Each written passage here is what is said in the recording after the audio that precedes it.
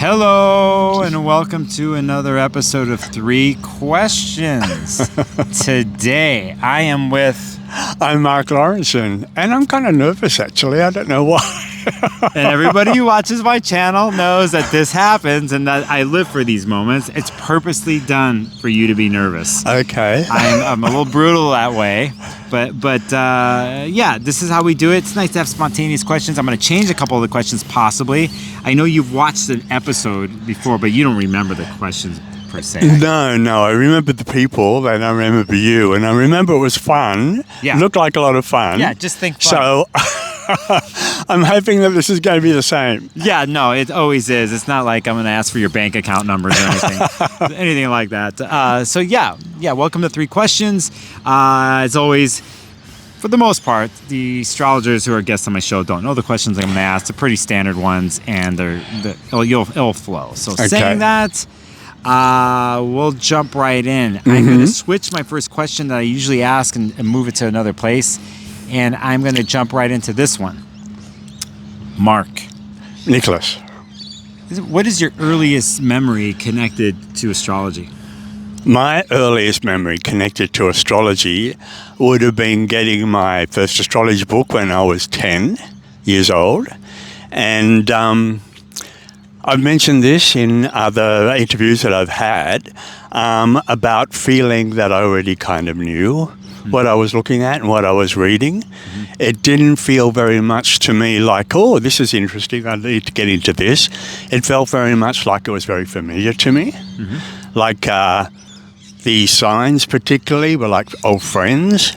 And so I used to go to this bookshop that had an esoteric section, and astrology was a big part of that. And when I found the book that I wanted, I would go up and I'd look at the what they had on the walls. They had a lot of all the astrology signs on the walls. You know, they had the fish and the goat and the centaur, the archer. And I used to think, God, I know you guys. Mm. You know, it wasn't like it wasn't like these images were like, oh, these are interesting. I've got to learn about them. As I said, I felt like there was something that was already embedded in me from 10 years old. So that's my earliest memory. Mm-hmm.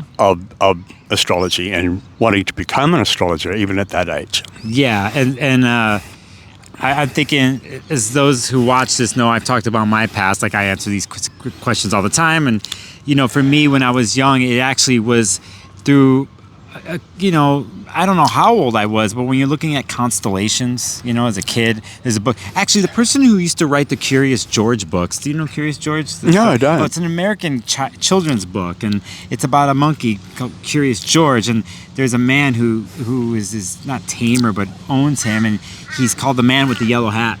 Anyway, Curious George in every book is always getting into trouble. And he comes out of it, right? And it's a fun book. The author of those books is H.A. Ray was the person. But they wrote a book called Find the Constellations. And the artwork and the illustrations were of that matter. And so actually it was that book when I was young that when I saw the constellations of Castor and Pollux, mm-hmm. which is for Gemini. Yeah, Gemini. It's like I knew what it was. It's like it's and I don't know if this is similar to what you're talking about. Like you saw you know, the goat or whatever. For me, it's like familiar. And I was like, I know this. And then whenever I got to the point of like looking at what the birthdays are and the dates, obviously I put it together. I'm June 12th. You see it, I'm like, that's me. And it made sense for some reason for, I don't know how old I was. So that's how it happened to me. It was more visual and it actually had to do with constellation. Yeah, and it's very Gemini, isn't it? Curious George. Oh, yeah, I know. That's what's funny. It actually, those books are total Gemini. Oh, total Gemini. Anybody watching here, I got to remember to look up H.A. Ray's chart because who knows, maybe they were a Gemini. But yeah, those stories are pure Gemini, and they always came with a yellow book cover. And Curious George goes to the supermarket. Curious George goes to the circus. Something always wild always happened, and they came out unscathed. So which is the life of Gemini. Totally fascinating. And I love the Castor and Pollux side of it as well. Yeah. You know, Yeah. the whole Gemini understanding there as well. Yeah, the duality, the twins, the shadow and light. And I think most astrologers, would have had, even though they may not have come into astrology until a lot later, but they would have had very early childhood kind of what you might call like inklings or little nudges, as children. Particularly around looking at the sky, a lot of kids, are fascinated with what's going on up there. Yeah. And I think a lot of astrologers probably would have, as children, been fascinated with what was going on, not only in books, but what was actually going on out there in the universe. I mean, it's just the basic thing as being a human. I think if someone is 87 years old or they're 7 years old and they were looking at the sky, I don't think the wonder ever ceases. I don't think it ever changes. No matter how much knowledge you have in the universe and you acquire, there's those nights you're looking up at the sky and you're in awe and you're like this little something in the universe and you realize what it is. And also when you catch those moments with nature, looking at the sky in a sense, and then you took the next step of understanding the stars or the constellations and the stories behind them, then you realize it's a mirror of yourself. This is Totally. internal, external things. And I remember another thing, coming home from school. We walked home from school in those days. Never got picked up. Coming home from school and stopping on the corner of the street just before I was about to cross, going, what am I doing back here again? Mm-hmm. I must have been about 5 years old and just going, oh my God, I'm back here. So, so even as a kid, it was I was linked to something that was going on beyond, what I was experiencing on the earth. Yeah. Yeah. I'm always fascinated with the stars in general. Being here in the Southern Hemisphere where we're recording this, because we're at Gold Coast here where you reside. It's my second time here. I was here 6 months ago.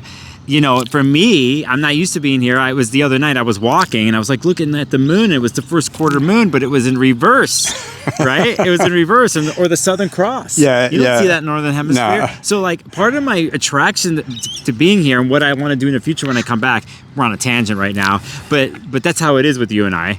But what it is I do want to go to dark sky here in the Southern Hemisphere and I want to see everything. Like I need to see the sky that way because it's unknown. I've caught glimpses of things here in the Southern, but I need to see it all. And catch that discovery feeling.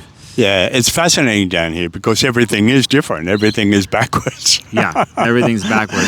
Or we're in the Northern Hemisphere, we're backwards. Yeah, exactly. We're backwards. It depends where you. It depends where you're looking. Yeah. I always have to spend a lot of time with my students talking about the chart because you know how the chart has got the ascendant on that side, and I always have to say to them like it's looking from the Northern Hemisphere perspective. Right. Takes a little bit of time for them to get their heads around that, but see, we don't even think about that. We don't even think about it. Then we're talking about charts. We're just doing it.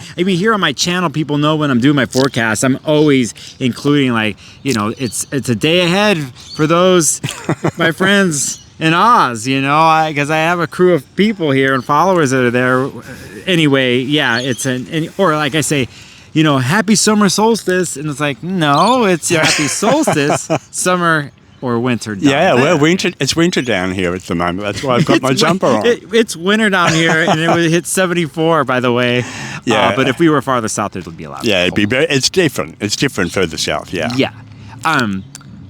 Mark, thanks for answering the first question. You're very welcome. That's the thing right there. All right, second question. Okay. What's your favorite astrological technique, your go-to, or something that you just are dialed in on? Well, I'm an evolutionary astrologer. That's mainly where I come from. I do include other styles and other techniques as well. But I tend to gravitate towards the nodes and the nodal influence. The south node of the moon particularly is usually what I open a reading with. When I sit down with a client, I get to understand the basic, thrust of what the chart's all about, but I always wonder where to start as far as getting the opening the curtain, so to speak. and it's the south node of the moon. I always go there. I always go with what the client knows about, what they're familiar with, what they've played out before in some kind of way, whether it was good, bad, or indifferent, who knows. But there is a familiar memory to that. And so I open with that. So the nodes of the moon have always been a big, big part of astrology for me, and my style and the way I deliver information and the way I work with clients. So I'd go down the road of saying the nodes are probably a focal area for me. Of course, there's going to be lots of other stuff that stems from that. There's always other stuff, yeah. Yeah, but I tend to find a lot of the information, particularly with stuff that we experience this lifetime, that could still be a little bit challenging. I find it often comes from the nodes or any planets that are connected with the nodes via rulership or via aspect. It tends to kind of link back to that again. And so I'm going to go there. I'm going to go. Yeah, no. Yeah. That's it. And you know what? I hated my South Node. I ignored it. I was South Node in Leo, so for a long time I was completely biased towards Leo energy. I just had this thing. I couldn't stand my South Node, and whenever nodes come up, I'm into the nodes actually because of eclipses. Actually, so one of my first things I got into, and it's still a premise of my work, of working with eclipses, which are the nodes. But on a personal level, I had this thing with not wanting to acknowledge the South Node, and whenever I ran into Leo archetypal stories of the people in my life, they just drove me crazy. I couldn't stand them. And I was like, and as farther I got into astrology, I started to do the deeper work, and I'm like, why am I irritated by them? And things changed, and then now it not flipped, but I love the energy of Leo, and I've come to like stand in those shoes. And it's interesting because sometimes in modern astrology, sometimes we're like trying to supposedly, not everybody believes this, it's one concept, but we try to stand into the North Node shoes, right? Something like we're learning, we already have the habits of knowing what the South Node is, and it's just habitual. We know what it is, right? But the North Node, for me, it was like in reverse. It was weird. And then I went extreme back and forth with my nodes. Now, it's in a harmonious balance. Well, that's where it's supposed to end. Yeah. You know, the nodes are supposed to come into balance. They're supposed to come into an understanding of each other. Like the South Node doesn't get thrown out. Yeah. A lot of people think, oh, you've been there, done that, let's get rid of it. No, because the South Node gets replanted. Gets replanted in a brand new way. And the more positive understanding of the node, South Node, starts to grow. And I honestly believe the North Node does a lot of work on that. Yeah. It does a lot of help with that. But the funny thing is, the Leo Aquarius opposition makes me smile because I find Aquarius in general, not just nodal stuff, but Aquarius in general, has a weird contempt for Leo. Yes. Yeah. No, it's I'm with that. Yeah. It's a tolerance that they have to kind of work on, an intolerance that they have to kind of work on, because I find a lot of Aquarius and Leo are good friends. Like, they're friends. Yeah. They collect each other in their lives. They really do. That's what ended up happening to me. And that's what created the balance, because even if I didn't want to, irritated by certain people first, but then we're like still hanging out and we're still talking. I'm like, okay, you know. Yeah. They're in each other's lives. Yeah. And I find Aquarius is always kind of holding on when Leo is around. It's like, here we go. Yeah. You know what's interesting is we're recording this and we're several days away from a full moon in Aquarius. We're pretty much in Leo and Aquarius season. You know, we just did the new moon. It's a week and a half ago or whatever, and here we are, we're talking about this. And then it makes me think, obviously, about next year slowly when the nodes are going to slowly switch up from North Node Pisces, South Node Virgo, to North Node in Aquarius and South Node Virgo. I will be having my nodal return. Wow. Yes, and we're going to do it with Pluto and Jupiter, too, in the mix, so it's not boring. That's not going to be boring. It won't be boring at all, but nodal returns are big times. Yeah. They're big times for everybody, and they kind of come back to you on the level of where are you with your nodes. Yeah. You know, where are you? And I find the one you get in your 50s is very much a balancing act. I find the first one you get in your late teens, it's very connected to the north. It's very connected to where we're going. Yep, that makes sense. The one you get in your mid to late 30s is very connected to the south. It's very connected to what are you doing, what are you holding on to, are you still, playing around with this stuff, is that still in the mix for you? And so I find that one, because that one comes into play with Pluto square Pluto and Neptune square Neptune. Yeah, because we're talking a Saturn situation too, coming out of a Saturn square. We were talking about this the other day. So it's a precursor to all of that as well. Yeah. I find the one you get in your 50s, your mid-50s, is a big one, because what you just said really, really fitted what this is all about. It is the balancing act between the two of them. Yes. It's that feeling of being able to come into a place where you're kind of looking at both sides of your nodes and realizing they both have something important to say and they're both valid, and trying your best to be able to come into an equalizing of the higher side of both of the signs, and of course the houses that are involved as well. Well put. Yeah, I like what you just said there, and since this is on video, we're all going to see what's going to happen to me. It's going to be on show. I'm going to be on stage with this one. But yeah, as for balancing, for me too, just to bring another aspect, like we talk about the nodes, but if you are watching out there and you have a planet in your chart that's connected to nodes by trine or square, or it's conjunct the south node or north node, there's so much that you don't have to look at any other part of the chart. There's so much information there to assimilate and to learn about yourself.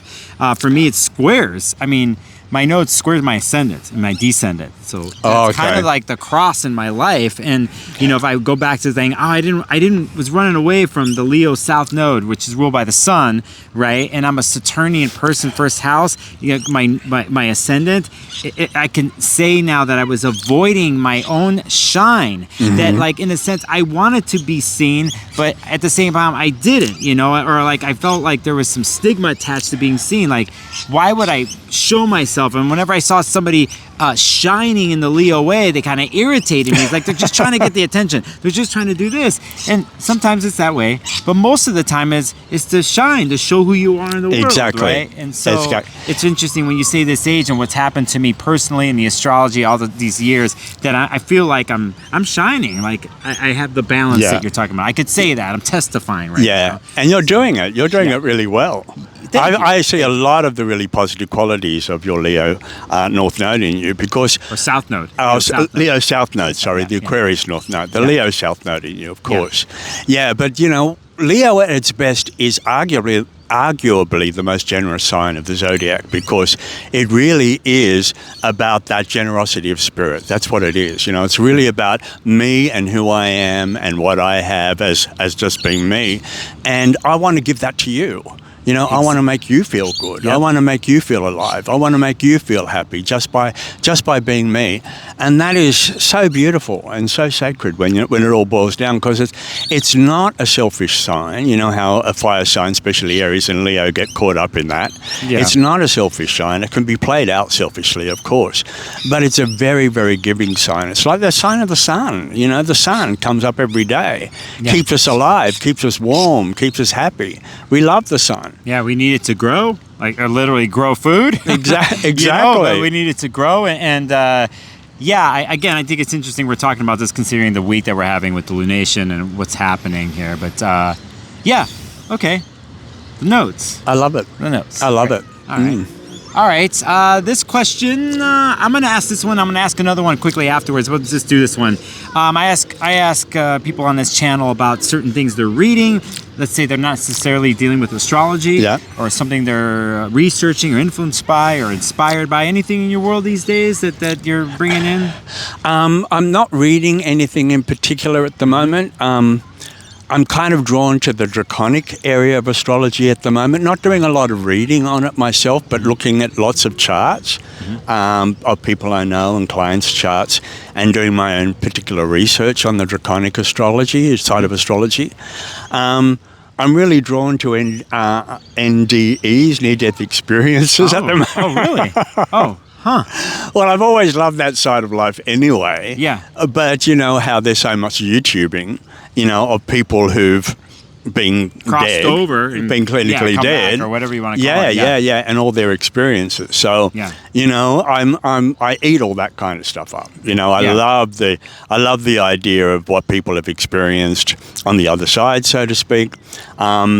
and you know, a lot of my life, you know, I'm not saying I've had an NDE, but I've had experiences where I'd have come out of the body, or I've had memories of before this particular lifetime, and so anything like that is where I'm at the moment. I tried, you know, I try not to get too obsessed by it. And if you're going to get obsessed about something, and it's about life and death, I mean, that's it. I mean, but I'm curious. You don't have to answer this per se side question. I mean, is there anything in your particular chart that would lend itself to veils being thin? Or crossing over? Well, this is interesting because this is what I was talking about, the draconic chart. My draconic chart has more to say about that kind of stuff than my natal chart. My natal chart has got a little bit of the stuff that we're talking about here, but my draconic chart, which is a whole different chart altogether, really goes into that side of stuff in a big way. So that's why I'm drawn to the draconic astrology as well. Let's do a 3-sentence definition for those who do not know what a draconic chart is. A draconic chart is where you twist your chart to bring your node, wherever your north node is, you pull your node to 0 degrees of Aries. So your north node comes to 0 degrees of Aries, and then every single planet follows the exact amount of degrees. And wherever they fall, whatever sign they fall in, becomes what's called your draconic planets in signs. And the interesting thing is it's not just the chart itself. The chart itself is interesting. But when you put your natal chart as a biwheel, natal chart inside, and your draconic chart on the outside, the draconic planets that are hitting your natal planets are huge on the level of some kind of deep kind of unconscious spiritual understanding of a plan. They go down a deeper road, of a little bit more like the plan you made before you came here kind of thing. Yeah, that's what I thought from my little ways of working with it had to do with like, I like the way you just said it, the plan before you came in here. Yeah. And so in one way though too, let's say there is a plan that you have, but then we're in the world, like, do we deviate from that plan? Do we come in and out of that plan? Like, do we weave in and out? You know what I mean? Like, well, yes and no. I mean, I think a lot of us are deviating from the plan, so to speak. You know, we get caught up in here, we get caught up in being human and all the survival and the fear and the worries and the money and everything to do with, you know, just keeping our heads above water, basically. And that takes us way off our plan a lot of the time. But I think in everybody's, in everybody's psyche and everybody's soul, there is something that is trying to drag you back again, something that's always speaking to you from the inside out about what you're supposed to be doing and who you're supposed to be. And so even when you're way off track, so to speak, it doesn't make you bad. It just means that your life isn't probably as happy as it could be. When you're way off track, there's always something a bit like a magnet that's trying to pull you back on track again. So you're looking at the chart in a sense too, and if you are then conscious of your draconic chart and what it is, it's kind of not a guiding light, but your path, to kind of realign golden path. It's kind of funny in Hellenistic astrology and deeper too, they have something different about, it's not a guardian angel, but the diamond. It's a thing. It's not the same thing, but the concept of, it's a little different of how that one works. But I'm a believer too of whatever we can use in whatever modalities in the world, but we'll pick astrology here, and it's very broad and there's different techniques. But if there is something that one can step out and look at their chart or look at themselves that becomes like a beacon, or it's their rock or their golden road to go back on, you know, anything helps because of how you've prefaced the whole thing. Like, we get caught up in life and what it is, and we could seem like life is impossible or certain things. And, you know, if we go back to something that has a deeper meaning to ourselves, whether it's conscious, subconscious, usually I think humans, you find the connection. I think this happens in many different ways, but this is one way, it sounds like here. Totally. Yeah. And people say to me, how do I know when I'm on track? You know, it's kind of like this mysterious thing out there. And I always think it's really simple. Yeah. It's the way you feel. The way you feel is, if you are feeling good about yourself, if you're happy to be alive, if you enjoy doing what you're doing, you're on track. Yeah. You're on track. If you're the opposite, if you're depressed, if you're feeling trapped, if you're feeling, insecure, worried, you're off track. You're off track in some way. And as I said, it doesn't make you a bad person. It's got nothing to do with that. It's just got it's a feeling of do you want your life to feel better or feel worse? Yeah. That's really basically what it's all about. Yeah, I know recently I saw a photo, I don't know, it was a month and a half ago. You were in Sydney. You did a big workshop on this. Yeah. Our pal Kira Sutherland was there. I saw her in the Kira picture. was there. And but I saw you had a great turnout. And I know people here who don't know the concept are going to want to know more. I'll drop some links in the copy. Yeah. Pamela Crane, wonderful British astrologer. Pamela Crane wrote a wonderful, wonderful book called The Draconic Chart. Yeah, I think I have it in my library. It's green or brown. I can't remember. I can't remember. I have it somewhere, but yeah. So, and she's gone into incredible detail. Yeah. So anybody who's interested, definitely get her book. Yeah. Okay. All right. So usually we're done at this point, but now I'm going to put you. I'm going to put you on the spot with something here. Uh-oh. Yeah. This is the part where I was nervous, I think. It's interesting. Sometimes you meet people in life and they do one thing. They do one thing, and that's what they do their whole life. I mean, I could think of somebody in my family, my father, he's a multifaceted person, but he did one thing. And what it is. And some of us do multiple things. Like we live different lives within one life. Like, you talk to somebody with a bunch of Pisces in their chart and they're going to have like 20 different identities in one life, right? They turn into somebody else. They were in a relationship with somebody else. They became that, anyway, it's kind of a joke for my Piscean people. But what I'm leading to here is, Mark, now let's pretend we don't know each other. Okay? Mm-hmm. Mm-hmm. And here we are. We're in this beautiful park, and we're just meeting each other first time, and usually, so what do you do? Mark, what do you do? What would you say? I say I'm an astrologer. Oh, okay. Yeah, I always tell everybody I'm an astrologer, yeah. I don't hide the fact, Mm-hmm. Okay, all right, let's keep it there. Then I'm going to do it a different way. Who are you?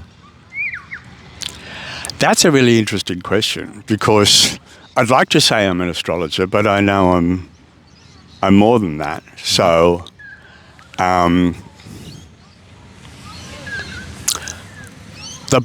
what's speaking to me already, what's coming at me from the inside, and I'm going to start crying now, is that I'm a child of the universe, like everybody is. I'm a child of the universe here on the planet, in the land of form, in a body, going through what I have to go through in a challenging environment to become the best version of myself possible so I can help in the expansion of the universe. So that's who I am. Mark, thanks for risking and going there, my friend. Thank you for answering the last question beautifully, by the way. It's how I know you. We met earlier in the year here. I came for a conference. We met for the first time. We kind of hit it off. We had lunch. I was staying with a friend down the street. With amazing connection with that person and with you. And we've had these conversations in person and then on YouTube, on your channel. And I'm so happy to have met you and grateful that you're in my life. And it's the way you speak. I think you're fearless. Just like you are now. When I asked you this, you were fearless, and that's what I catch, like an essence with you, Mark. So yeah.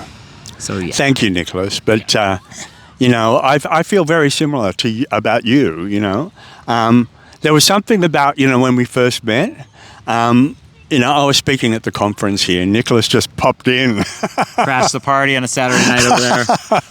Yeah, and we had just had a quick conversation, and I just went, something about you. There was something about you immediately. I thought, I don't know. I just felt that there was going to be more between us, more interaction between us.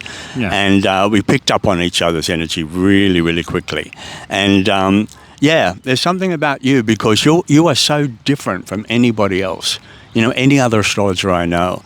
And I feel that's fearless. I feel you're fearless because you put yourself right out there. You know what I mean? And I love astrologers. All astrologers are great and they're different and they do their own thing. But I don't think anyone is quite like you. I really don't. I don't. Yeah. I don't know. You're just amazing. The stuff that you come out with sometimes, I just go, oh my God, where did you get that from? I know. I ask myself that question too. But it's so on the ball. You know what I mean? Yeah. It's like right in there, and you're never ever going to hear that from another astrologer.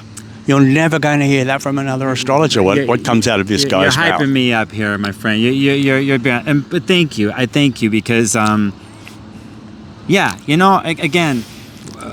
People watching out there, I look into the camera. We're both looking into the camera. We may never meet face to face, but it's about seeing each other and acknowledging and confirming each other, which just happened with the both of us here in the last part of this video. And I think that's where the magic is in life, regardless of what you do.